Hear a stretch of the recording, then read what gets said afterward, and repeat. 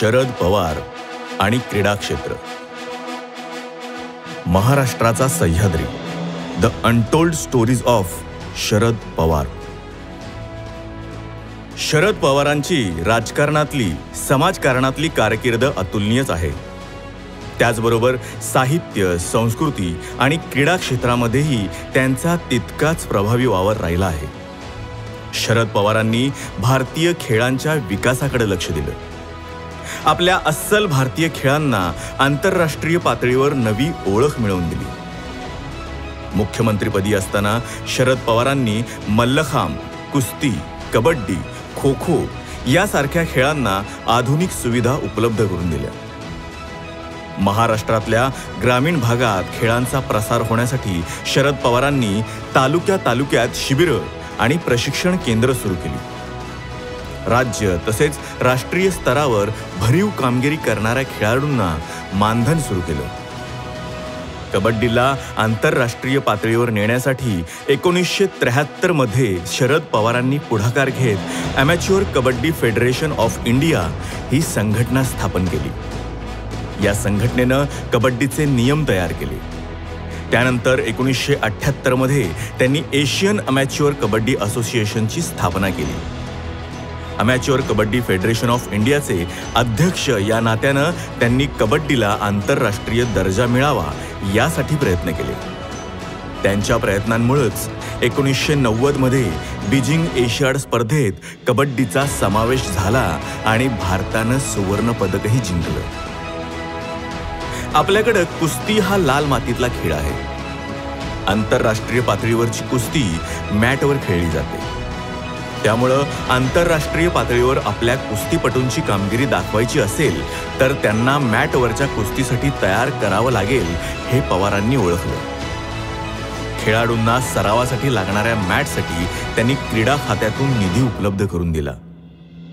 महाराष्ट्र राज्य कुस्तीगीर परिषदेचे अध्यक्षपदही त्यांनी भूषवलं. कुस्तीला प्रोत्साहन देण्यासाठी तालुका, जिल्हा तसेच राज्य पातळीवर कुस्तीच्या स्पर्धा सुरू केल्या. अखिल भारतीय खो खो संघटनेचे अध्यक्ष असताना शरद पवारांनी खो खोच्या राज्य व देश पातळीवरील स्पर्धांचं आयोजन केलं. खेळाडूंना सरावासाठी आवश्यक सुविधा सरकारकडून मिळवून दिल्या. प्रो कबड्डी लीग प्रमाणे त्यांनी प्रो खो खो लीग सुरू करण्याचाही प्रयत्न केला होता. कबड्डी, खो खो, कुस्ती या खेळांसाठी सुसज्ज कार्यालय, ग्रंथालय तसेच संस्था चालवण्यासाठी पुरेसा निधी मिळवून देण्यात शरद पवारांनी मोलाची मदत केली. मुंबईत रेसकोर्सवर होणाऱ्या शर्यतीतल्या 4 शर्यतींचं उत्पन्न सामाजिक कामासाठी देण्याचा अधिकार गृहमंत्र्याला होता. शरद पवारांकडे गृहखातं असल्यामुळे त्यांनी या निधीचा उपयोग क्रीडा संघटना मजबूत करण्यासाठी केला. शरद पवारांनी 1988 मध्ये मुख्यमंत्री असताना बालेवाडी इथं आंतरराष्ट्रीय दर्जाच्या सुविधा असणारं क्रीडा संकुल बांधण्याचा निर्णय घेतला. विक्रमी वेळेत हे अत्याधुनिक क्रीडा संकुल उभारण्यात आलं. 1994 मध्ये मुख्यमंत्री या नात्यानं पहिल्यांदा या क्रीडा नगरीत राष्ट्रीय क्रीडा स्पर्धांचं यशस्वीपणे आयोजन करून दाखवलं. Barrister Sheshrao Wankhede Mumbai cricket association म्हणजेच MCAचे अध्यक्ष असताना त्यांनी नवं स्टेडियम उभारायचं ठरवलं. तेव्हा पवार क्रीडा खात्याचे राज्यमंत्री होते. स्टेडियम बांधण्यासाठी शरद पवारांनी आवश्यक ती सर्व मदत केली. वानखेडेंच्या काळात शहरात ठिकठिकाणी क्रिकेटचे क्लब तयार झाले होते. गरवारे क्लब हा त्यापैकीच एक. नंतरच्या काळात या दोन्ही संस्थांमध्ये संघर्ष सुरू झाला. बरेच वर्ष या संघटनांमध्ये वाद सुरू होता. त्यात खेळाचं आणि खेळाडूंचंच नुकसान होत होतं.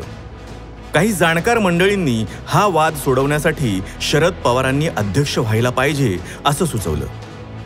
त्यामुळे पवारांनी गरवारे क्लबच्या अध्यक्षपदाची निवडणूक लढवली आणि ते जिंकले. नंतर काही दिवसातच मुंबई क्रिकेट असोसिएशनचं अध्यक्षपदही त्यांच्याकडे आलं.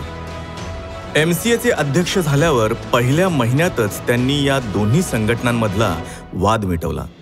पवारांच्याच कार्यकाळात BKC कांदिवली इथं सुसज्ज मैदानं तयार झाली. शरद पवार 2005 मध्ये भारतीय क्रिकेट नियामक मंडळ अर्थात BCCIचे अध्यक्ष झाले. BCCIचे कार्यालय मुंबईत आणलं. त्यांच्या काळातच जगातली सर्वात श्रीमंत क्रिकेट संघटना म्हणून BCCI नावारूपाला आली. त्यांच्या प्रयत्नातूनच 2011चा वर्ल्ड कप फायनलचा सामना मुंबईत झाला. क्रिकेटची लोकप्रियता लक्षात घेऊन त्यांनी नियोजनबद्ध विकासासाठी धोरणं आखली. माजी खेळाडूंना पेन्शन योजना सुरू केली, वैद्यकीय सवलती जाहीर केल्या.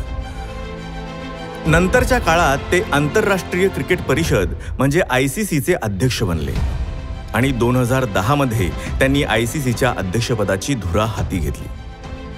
जगभरातल्या जास्तीत जास्त देशांमध्ये क्रिकेट पोहोचवण्यासाठी त्यांनी प्रयत्न केले. इंडियन प्रीमियर लीग म्हणजेच IPLची संकल्पना शरद पवारांनी मांडली.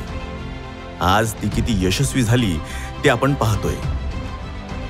वेगवेगळ्या प्रकारच्या क्रीडा संघटनांवर शरद पवार अध्यक्ष जरी असले तरी त्यांनी खेळाडूंची निवड, प्रशिक्षकांची नियुक्ती अशा कोणत्याही गोष्टीत ढवळाढवळ केली नाही. या खेळांसाठी आवश्यक त्या सर्व पायाभूत सुविधा, खेळाडूंना प्रोत्साहन, माजी खेळाडूंना मान सन्मान देत खेळाला नवी उंची देण्याचा प्रयत्न केला. थोडक्यात कबड्डीचं मैदान असो, कुस्तीचा फड असो, नाहीतर क्रिकेटचं पिच, सगळीकडेच शरद पवार नावाच्या वस्तादानं आपल्या धडाकेबाज कामगिरीनं क्रीडा क्षेत्राला प्रतिष्ठा मिळवून दिली.